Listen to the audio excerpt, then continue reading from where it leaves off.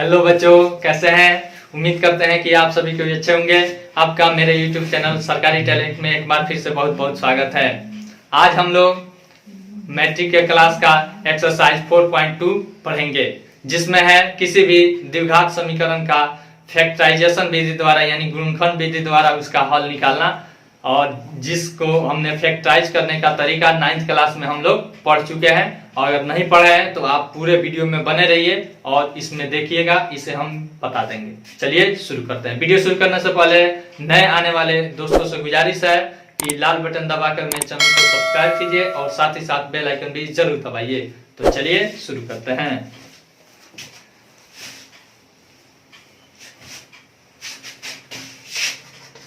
Exercise 4 यानी 4.2। Exercise 4.2 में है द्विघात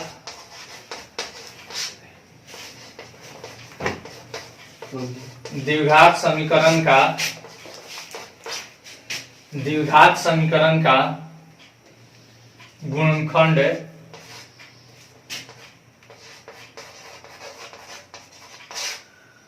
विधि से या गुणनखंड विधि से हल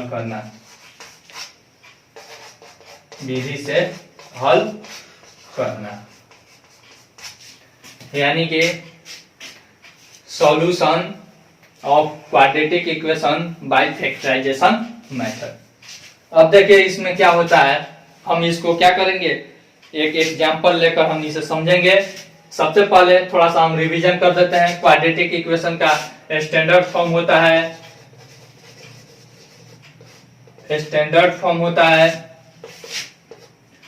ax² plus bx plus c is equal to 0, where a b c is belongs to real number कहते हैं, यानी कि वास्तविक संख्या। परिमेय और अपरिमेय संख्या के समूह को क्या कहते हैं, वास्तविक संख्या कहते हैं। और a is not equal to 0। अब ठीक है, अब क्वाड्रेटिक यानी कि द्विघात समीकरण उसे हम कहते हैं जिसमें चर का यानी वेरिएबल का अधिकतम घात कितना हो, 2 हो। अगर 3 हो जाएगा तो वो हमारा द्विघात समीकरण नहीं होगा, ठीक है ना। और समीकरण के लिए शर्त होता है LHS हो, बराबर हो और फिर RHS हो, ठीक है। अब देखिए हम इसको क्या करेंगे, गुणनखंड विधि से हल करने का प्रयास करेंगे। उसके अलावा एक श्रीधराचार्य नामक गणितज्ञ थे जिन्होंने द्विघात समीकरण का हल यानी कि द्विघाती सूत्र दिया था, जिसे कहते हैं द्विघाती सूत्र -b plus minus root under b² minus 4ac, ठीक है ना, बाई 2a। इसे श्रीधराचार्य नामक, इसे हम पिछले चैप्टर में भी बताए हैं, यहाँ पे बता देते हैं। 1025 ईस्वी में, कितने ईस्वी में, 1025 ईस्वी में श्रीधराचार्य, किसने दिया था बाबू, श्रीधराचार्य नामक गणितज्ञ ने सबसे पहले यहाँ पे द्विघाती सूत्र को दिया। चलिए अब इसे मिटा देते हैं। अब हम सीधे चैप्टर पे आते हैं। पहले हमको गुणनखंड निकालना सीखना है और फिर तब इसे सोल्व करना है। देखिए तो पहला का पहला है, कह रहा है सवाल कह रहा है कि गुणनखंड विधि से निम्न द्विघात समीकरणों के मूल ज्ञात कीजिए। मूल और फिर इसका शून्य क्या होता है, दोनों का मान एक ही होता है। हमने 9th में क्या निकाला था, शून्यक निकाला था, लेकिन अभी क्या निकालेंगे, मूल निकालेंगे, लेकिन दोनों का मान क्या होता है, एक ही होता है। अब देखिए तो x² minus 3x minus 10, x² minus 3x minus 10 is equal to 0। अब हम इसे गुणनखंड विधि से निकालेंगे इसका हल या मूल। अब देखिए इसका अधिकतम शून्य कितने हो सकते हैं या मूल कितने हो सकते हैं, 2 हो सकते हैं, यानी कि चर का जितना अधिकतम पावर होगा उतना ही क्या होगा, उसका मूल होगा। अब देखिए तो हम इसे गुणनखंड निकालते हैं। ध्यान से देखिएगा जिनको गुणनखंड नहीं निकालने आता है, यहाँ पे जो कांस्टेंट रहता है और चर रहता है इसको देखते हैं, और फिर यहाँ पे चर के आगे जो चर के आगे नहीं, यहाँ पे x² यानी कि द्विघात जो रहता है उसके आगे जो मल्टीपल रहता है उसको देखते हैं। तो इसके पहले एक मल्टीपल है और यहाँ पे कितना है, -10 है। तो -10 गुना 1 करेंगे तो कितना होगा, बराबर -10। अब इस -10 का फैक्टराइज हम करते हैं, ठीक है ना। तो यानी कि 10 का फैक्टराइज हमने किया तो 2 बचे 10।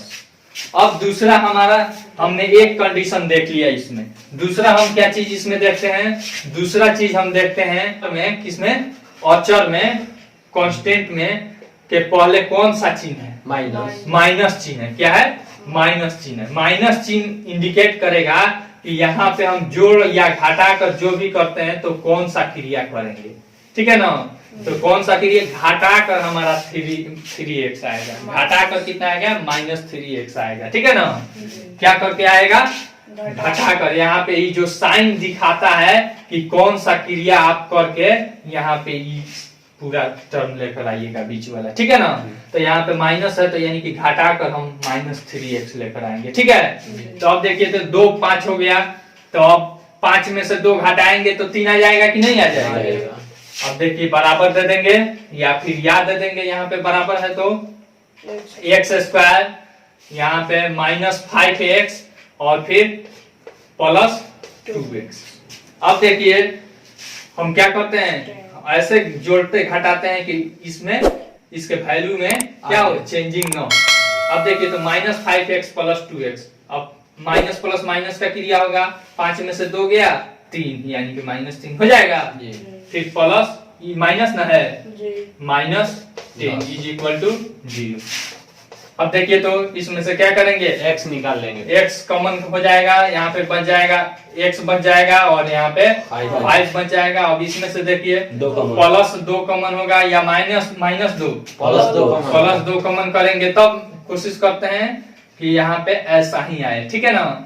तो अगर मान लीजिए माइनस कॉमन करेंगे -2 तो हो जाएगा -x हो जाएगा, ठीक है ना, +10 हो जाएगा। यहाँ पे हम क्या करेंगे, +2 कॉमन किए हैं, यहाँ पे x बच गया और फिर यहाँ पे 5 बच गया, -5 = 0। अब देखिए तो इस दोनों में से इस समान है तो इसे कॉमन कर लेते हैं, x - 5, फिर इसे कॉमन करेंगे तो x + 2, ठीक है, = 0।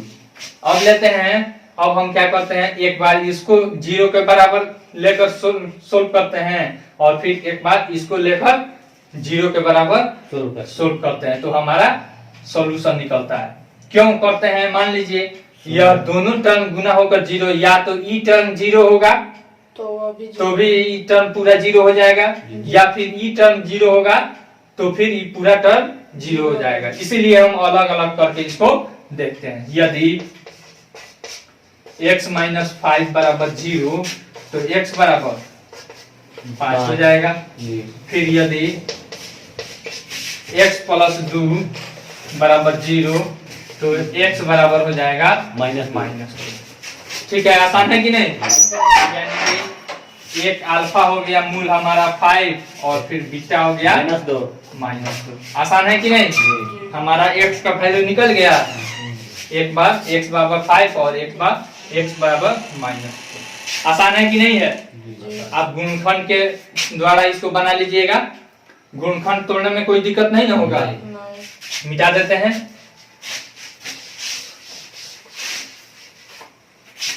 फिर उसके बाद दूसरा सवाल देखते हैं। 3 नंबर। चलिए सवाल पूछे 3 नंबर।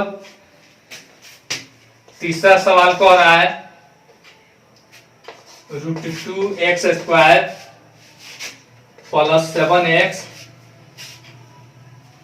+ 5 √2 = 0। यही ना है।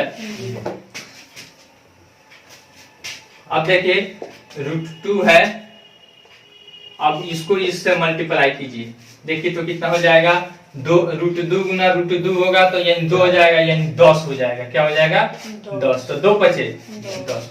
अब यहाँ पे जोड़ है तो जोड़कर हमको 7x लाना है, ठीक है ना। 10 कैसे आया है, 10 बता देते हैं। √2 गुना 5 √2, देखिए तो 2 से 2 में गुना होगा, √2 गुना √2 होगा तो √2 पहले 2 हो जाएगा और 2 गुना 5 होगा तो कितना हो जाएगा। नहीं समझ में आया, फिर से देखिए। आ गया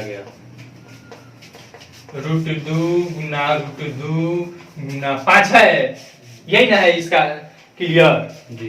अब फिर यहाँ पे देखिए तो √2 गुना √2 2 हो जाएगा 4 और फिर 2 गुना 5 करेंगे तो कितना हो जाएगा? 10 हो जाएगा। आसान है कि नहीं? जी। अब देखिए इसको हम क्लियर करते हैं। यहाँ पे 2x² या का चिन्ह दे दीजिए आप। अब यहाँ पे कैसे हमको करना है बाबू? जोड़कर हमें लाना है। कैसे लाना है? जोड़कर लाना है। तो अब देखिए, तो 5 और 2 करेंगे तो यहाँ पे 2x प्लस 5x करेंगे, ठीक है।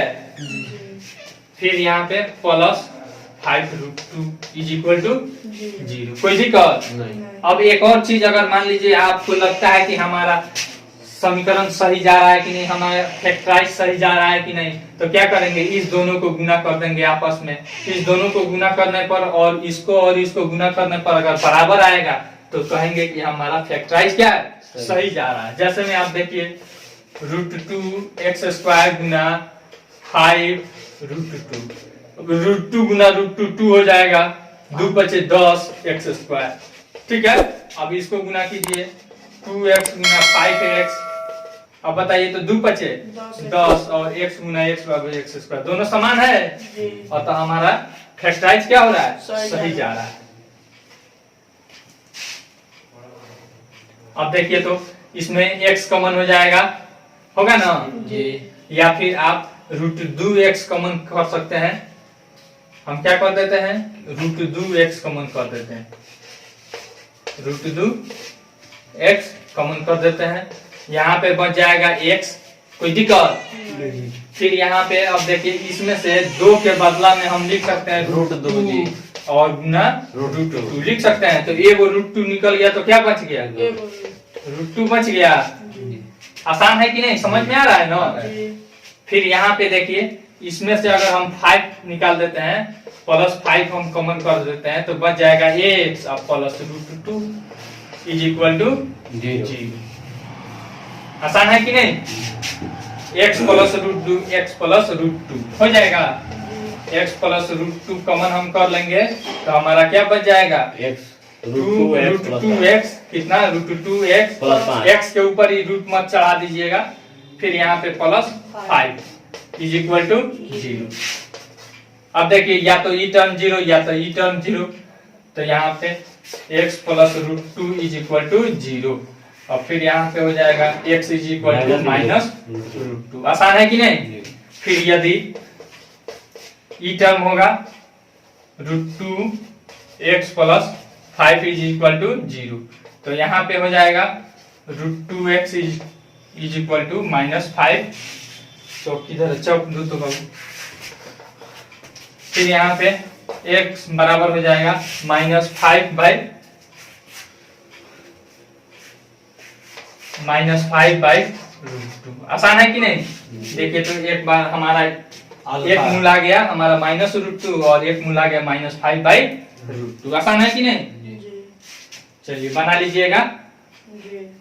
मिटा दें कि उतारिएगा? मिटा दीजिए।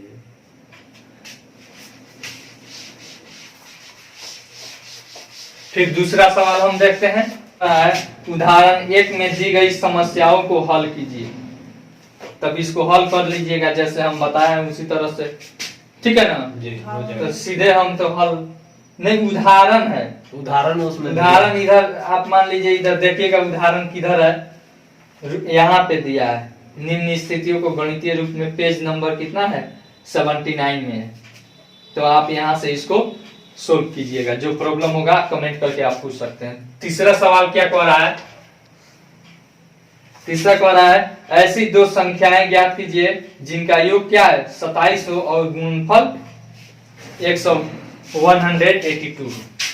अब देखिए, कुछ लोग क्या करता है कि दो संख्याओं का योगफल कितना दिया है? 27 दिया है। कितना दिया है? 27। तो कुछ लोग क्या मान लेगा, कुछ लोग करता है x प्लस y बराबर 27, ठीक है ना, जबकि ऐसे नहीं करना है, ठीक है ना। यह बन जाएगा हमारा 2 चर वाले रैखिक समीकरण। एक चर में निकालना है, हमको इसमें निकालना है एक चर में द्विघात समीकरण, इसको बनाना है, ठीक है ना।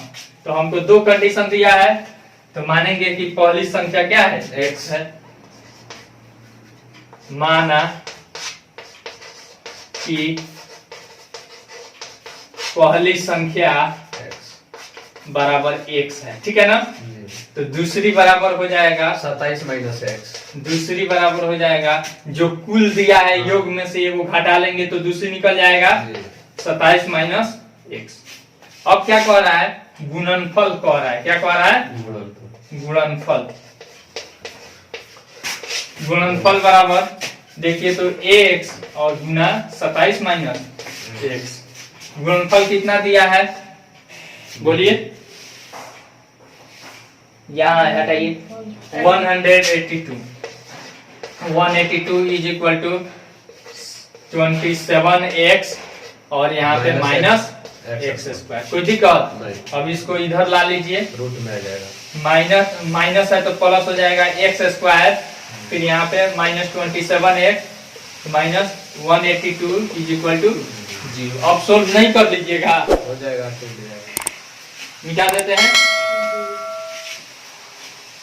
बस हमको क्वेश्चन समझ में अगर आ जाएगा ना तो बहुत ही इजी है।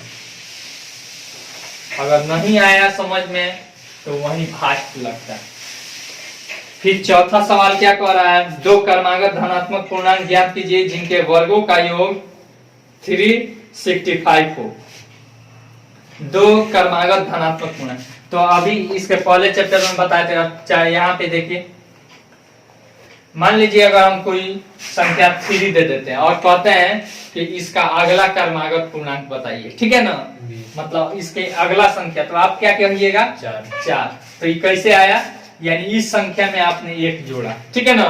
तो उसी तरह से पहली संख्या हम क्या मान लेते हैं? माना पहली संख्या बराबर x है। क्या है? तो दूसरी बराबर तो दूसरी बराबर x प्लस। आसान है कि नहीं? अब क्या कह रहा है क्वेश्चन में? देखिए तो क्या कह रहा है? कह रहा है क्रमागत धनात्मक पूर्णांक जिसके वर्गों का योग। अब इसका वर्ग कह रहा है। क्या कह रहा है? वर्गों का योग। तो वर्ग बराबर वर्गों का योग, वर्गों का योग बराबर कितना दिया है बोलिए तो? 365। नहीं, अब देखिए वर्गों का योग, वर्ग मतलब होता है स्क्वायर करना। क्या करना? स्क्वायर प्लस एक्स प्लस 1 का होल स्क्वायर बराबर 365। अब नहीं निकल जाएगा कि और भी स्टेप आगे बढ़ा दें, एक्स स्क्वायर हो जाएगा और यहाँ पे a प्लस बी के होल स्क्वायर पे टूट जाएगा, एक्स स्क्वायर प्लस 1 का square plus 2 Guna x Guna a, ठीक है, बराबर 365। यहाँ पे देखिए एक्स स्क्वायर 2x स्क्वायर हो जाएगा और यहाँ पे प्लस 1 हो जाएगा 1 गुना 1 और यहाँ पे 2 गुना 1 2x बराबर 365। यहाँ पे हो जाएगा 2x स्क्वायर, फिर यहाँ पे प्लस 2x, फिर यहाँ पे ये देखिए इधर आ जाएगा तो क्या हो जाएगा? प्लस 1 और minus 365 is equal to 0। 2x square plus 2x, फिर यहाँ पे हो जाएगा प्लस माइनस माइनस का क्रिया होगा माइनस 364 इज इक्वल टू 0। अब इस तरह से आप आगे सोल्व नहीं कर लीजिएगा, सोल्व कर दे हम, हो जाएगा सोल्व। देखिए इसको और आगे तोड़ देते हैं, इसको और इससे मल्टीप्लाई करेंगे तो कितना हो जाएगा? 364 ना है तो 8 हो जाएगा और फिर यहाँ पे 6 दूनी 12 और फिर 2 तिहाई 6 7 728 हो रहा है। अब इसको फैक्टराइज कर लीजिए, 2 ठीक है ना, फिर यहाँ पे 2 से कट जाएगा, इकाई अंक पे 4 है, 18 1 2 फिर 2 से 9 1 फिर 7 से 13, ठीक है। अब देखिए तो इसको ऐसे हमको घटा कर 2x लाना है। क्या करना है? घटा कर 2x लाना है। तो अब देखिए तो 7 दूनी 14 हो जाएगा और फिर 13 दूनी 26। अब देखिए 7 दूनी 14, 14 दूनी 28 और 13 दूनी 26। देखिए तो ऐसे इसका जोड़ा लग जाएगा 2 गुना 7, ठीक है ना, ये हो गया इतना और फिर इसका इसके साथ यानी कि 2 गुना 13। अब देखिए तो 26 और ये हो गया 28। घटा कर ला सकते हैं कि नहीं? जी सर। इसको मिटा दे ऊपर से।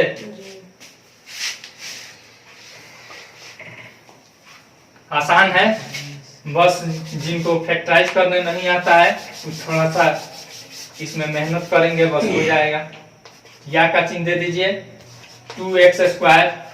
अब देखिए यहाँ पे घटाकर हमको लाना है तो प्लस 28 x हो जाएगा और माइनस 26 x, फिर यहाँ पे माइनस 364 इज इक्वल टू 0। यहाँ पे देखिए तो यहाँ पे 2x कॉमन कर लेंगे बाबू जी। यहाँ पे बचेगा x प्लस 14 14 हो जाएगा। फिर यहाँ पे अब देखिए यहाँ पे हम कितना कॉमन करेंगे 13 माइनस 26 26x, केवल 26 कॉमन करेंगे तो बच जाएगा यहाँ पे। ऐसा कोशिश करते हैं कॉमन करे कि इतना ही बचे, ठीक है ना।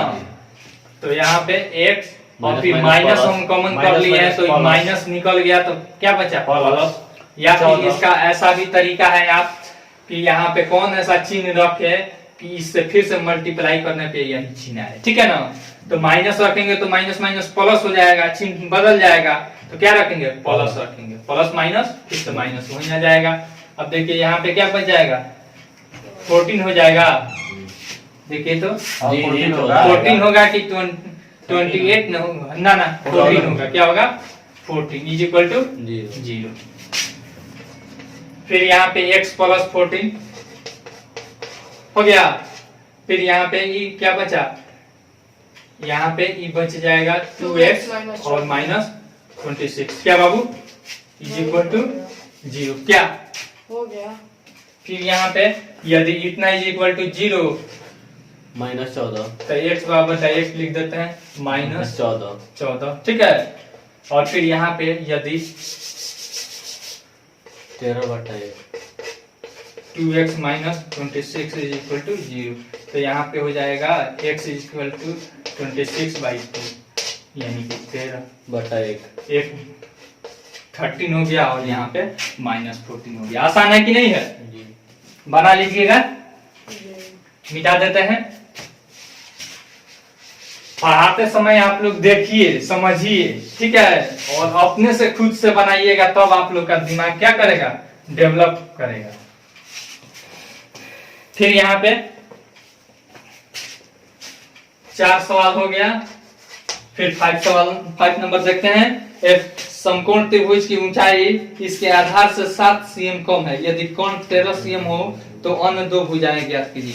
देखिए सबसे पहले समकोण त्रिभुज हम समझते हैं। समकोण त्रिभुज उसे कहते हैं जिसका एक कोण कितना हो 90 डिग्री का हो। 90 डिग्री के सामने वाली भुजा को कहते हैं एच हाइपोटेनस यानी कि कोण, ठीक है ना। और फिर इसमें से ई और ई बदलते रहता है, कभी ई हाइट होगा और कभी ई हाइट होगा। जब ई हाइट होगा तो ई बेस होगा, अगर ई हाइट होगा तो ई बेस होगा यानी आधार होगा, ठीक है ना। तो अब क्या कह रहा है, अब सवाल बोलिए। कह रहा है समकोण त्रिभुज की ऊंचाई उसके आधार से 7 cm कम है। इसका ऊंचाई आधार से कम है, किससे कम है आधार। तो आधार को x मान लेंगे और ऊंचाई को कितना मान लेंगे x - 7 कम है जी, ठीक है ना। और तब क्या कह रहा है, उसके बाद क्या कह रहा है कि कोण क्या हो 13 cm, कोण क्या हो 13। तो हमसे पूछ रहा है कि आधार आप निकालिए और हाइट निकालिए, ये ना पूछ रहा है। तो यहाँ पे माना, अभी सब लिख लीजिएगा, माना कि आधार कितना है x मान लीजिए, x मीटर में है कि सेंटीमीटर, 1 सेंटीमीटर cm में है, जी। ठीक है।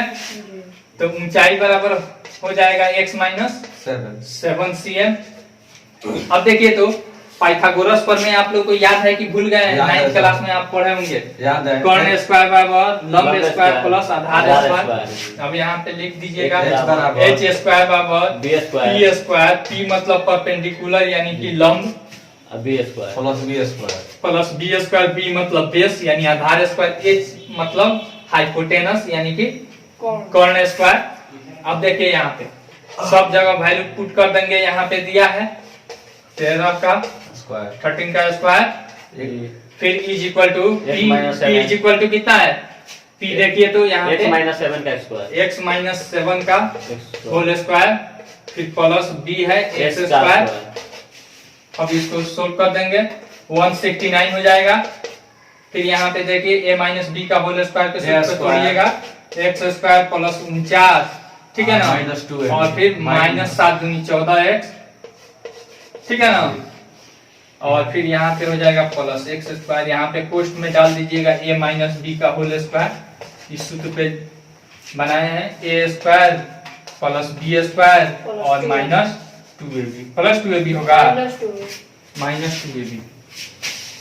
अब देखिए तो यहाँ पे एगो एक्स स्क्वायर कितना हो जाएगा? 2x स्क्वायर कब जाएगा? प्लस में है 169, यहाँ पे हो जाएगा 2x स्क्वायर, जी। फिर यहाँ पे देखिए माइनस 14x और यहाँ पे प्लस 49 और कुछ नहीं ना है, तो बस इसको सिंपल डाल दीजिए। फिर यहाँ पे देखिए तो प्लस में इधर आएगा तो माइनस में, यहाँ पे 0 is equal to 2x square minus 14x और फिर plus 49 minus 169, 0 is equal to 2x square और माइनस 14x और फिर ये हो जाएगा माइनस 120, प्लस माइनस माइनस का क्रिया होगा, 169 ज्यादा है इसीलिए वह चिन्ह डाल दिया जाएगा, ठीक है। अब इसको क्या कर लीजिएगा, सोल्व कर लीजिएगा, निकल जाएगा कि नहीं निकल जाएगा। फिर अगला सवाल हम देखते हैं, छठा सवाल बढ़िया है, कह रहा है एक कुटीर उद्योग एक दिन में कुछ बर्तनों का निर्माण करता है। एक विशेष दिन यह देखा गया कि प्रत्येक नग की निर्माण लागत रुपयों में उस दिन के निर्माण किए गए बर्तनों की संख्या के तिगुने से 3 अधिक थी। यदि उस दिन की कुल निर्माण लागत 90 रुपया थी, उसके बाद क्या मीटर किया है जी, तो निर्मित बर्तनों की संख्या और प्रत्येक नग की लागत ज्ञात कीजिए। चलिए इसको मिटा दें जी।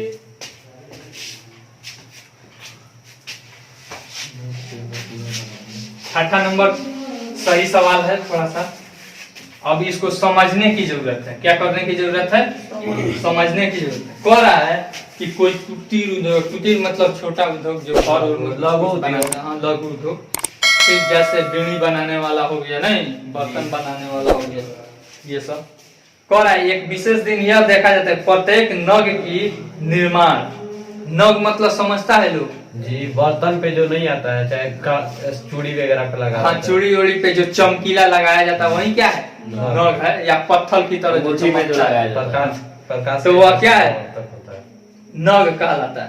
प्रत्येक नग की निर्माण लागत रुपये में उस दिन के निर्माण किए गए बर्तनों की संख्या के तिगुने से अधिक। मान लीजिए कि ये नग का जो मूल्य बैठ रहा है, ठीक है ना, जिस उसको बनाने में जितना खर्च आ रहा है, एक दिन में जितना बर्तन बनता है, ठीक है ना, जितना बर्तन बनता है उससे क्या होता है? तिगुना से 1 अधिक हो जा रहा है। क्या हो रहा है?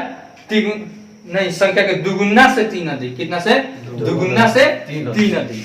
तो आप देखिए क्या करेंगे, पहले हम बर्तन की संख्या मान लेंगे x। क्या करेंगे? बर्तनों की संख्या x। माना कि बर्तनों की संख्या बराबर x। संख्या हमारा निकल गया x। अब क्या कह रहा है?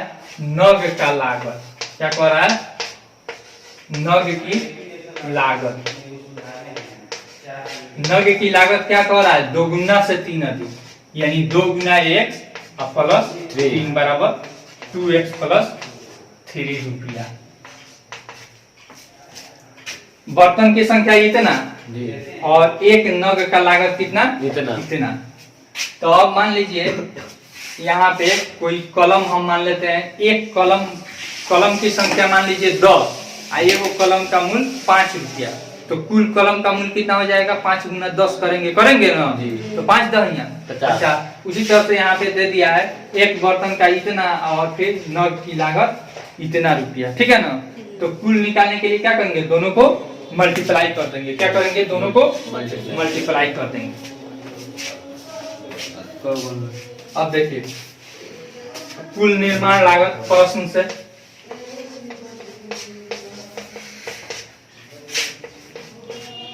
यहाँ पे लिखते हैं निर्माण, कुल निर्माण लागत, कुल निर्माण लागत बराबर, देखिए तो कुल निर्माण लागत बराबर कितना दिया है? 90 रुपया दिया है। कितना दिया है? 90 रुपया दिया है। अब देखिए कुल निर्माण यानी कि इसको इससे मल्टीप्लाई कर देंगे, ठीक है ना। बर्तनों की संख्या इंटू एक नग का कीमत, x गुना 2x होगा तो 2x स्क्वायर हो जाएगा, प्लस 3x फिर प्लस 3x, बराबर फिर यहाँ पे इधर इसको माइनस माइनस कर लीजिए, इधर कर लीजिए बराबर 0 बराबर जी। अब इसको अब गुणनखंड विधि से क्या कर दीजिएगा? सोल्व कर दीजिएगा। अब देखिए हम सोल्व कर 180 हो जाएगा। 180 हो जाएगा। 90 गुना 2 180, और फिर इसको घटा कर 3x तोड़िए ना यहाँ पे 180 को तोड़िए, 90 45 फिर 45, फिर यहाँ पे 3 15। फिर 3 अब देखिए तो 3 दूनी 6, 6 दूनी एक बार और टूटेगा, इतना ही से हो जाएगा, टूट जाएगा। तो देखिए 3 गुना 5, ठीक है, 3 5। अब देखिए ये एक में कर लेंगे और इसको एक में कर, 2 दूनी 4, 4 3 12 और 3 5 15। 12 और 15 का हमने क्या कर लिया? एक पेयर बनाया। तो 15 में से क्या करेंगे? घटा कर हम लाएंगे 12, तो 3 आ जाएगा कि नहीं? 2x square. अब यहाँ पे 3x है प्लस 3x है, तो यहाँ पे हमको घटा कर लाना है सब्ट्रैक्ट करके। तो यहाँ पे प्लस 15x और माइनस 12x और फिर माइनस 90 इज इक्वल टू 0। चौक दीजिए। तो यहाँ पे देखिए तो क्या कॉमन कर लेंगे? 2 तो कॉमन नहीं होगा, x कॉमन होगा, बच जाएगा 2x प्लस 15 प्लस 15। अब देखिए यहाँ पे 6 ले लेंगे कॉमन। अब यहाँ पे देखिए -6 -6 कॉमन हम ले लेंगे तो 2x बच जाएगा, प्लस और यहाँ पे प्लस 15 इज इक्वल टू 0। 0। फिर देखिए 2x plus 15, 2x plus 15 common हो जाएगा, बराबर फिर ये बचेगा यहाँ पे x minus 6 is equal to, एक बार x का वैल्यू आ जाएगा हमारा ऊपर, इधर लिख देते हैं, जी, ठीक है ना। -15/2। अब देखिए यहाँ पे यदि x माइनस 6 बराबर 0 तो x बराबर 6। अच्छा। अब देखिए दूसरा है यदि 2x plus 15 is equal to 0, तो यहाँ पे देखिए 2x इज इक्वल टू -15 और यहाँ पे x सीधे x लिखते हैं, x इज इक्वल टू -15/2। अब देखिए यहाँ पे, अब आप एक चीज देखिएगा, x क्या है? बर्तनों की संख्या माने हैं, तो कोई भी हम चीज गिनते हैं तो उसको कैसे गिनते हैं? में नहीं गिना जाता, एक और प्राकृतिक संख्या के रूप में -2 -3 ऐसे का थोड़े गिनते हैं, ऐसे गिनते हैं नहीं। हम कैसे गिनते हैं? 1 2 3 4, ठीक है ना। तो हमारा प्राकृतिक संख्या के रूप में जो होगा वही वैलिड होगा। क्या होगा? वही वैलिड होगा, ये वैलिड नहीं होगा। तो क्या लिखेंगे? अमान्य। क्या हो जाएगा ये? अमान्य, यानी कि -15/2 अमान्य हो जाएगा। क्या मान होगा? x बराबर 6 मान होगा। और तो बर्तन की संख्या कितना हो जाएगी? 6। बर्तन की संख्या बराबर x इज इक्वल टू 6, और फिर उसके लागत मूल्य कह रहा है, ठीक है ना। नग की लागत मूल्य पूछ रहा है ना जी। तो नग की लागत बराबर हो जाएगा 2x प्लस 3। 2x plus 3। अब 2 गुना 6 और जोड़ 15 3 बराबर डायरेक्ट लिख देते हैं 15 रुपया, जी, ठीक है ना। ये 15 रुपया हो गया और यह संख्या 6 हो गई। आसान है कि नहीं है? जी, पूरा हो गया जी सर। बना लीजिएगा। 35 मिनट का वीडियो हो गया। ठीक है।